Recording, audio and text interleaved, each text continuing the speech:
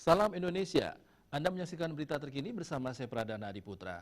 Media pemerintah Suriah melaporkan Israel melancarkan serangan udara di sekitar Damaskus. Ledakan keras mengagetkan para penduduk di ibu kota Suriah tersebut.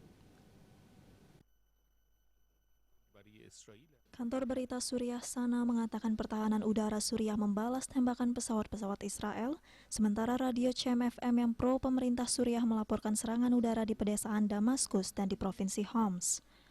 Penduduk Damaskus melaporkan mendengar setidaknya 5 ledakan keras yang mengguncang gedung apartemen dalam rentang waktu 15 menit.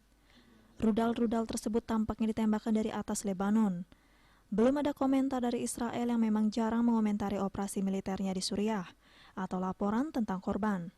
Israel telah melakukan ratusan serangan udara di dalam wilayah Suriah selama perang saudara. Mereka menyerang apa saja yang dikatakannya pengiriman senjata yang diyakini untuk kelompok militan Hizbullah yang didukung Iran di Lebanon. Hizbullah berperang bersama pasukan pemerintah Suriah.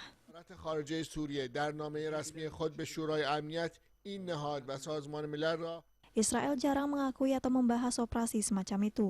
Baru-baru ini media pemerintah Suriah melaporkan Israel melakukan serangan rudal di Suriah Selatan pada tanggal 17 Agustus malam menarget posisi militer yang tidak disebutkan.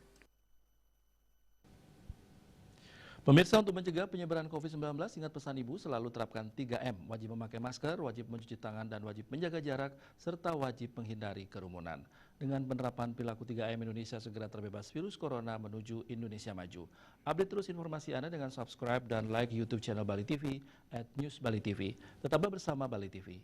Salam Indonesia.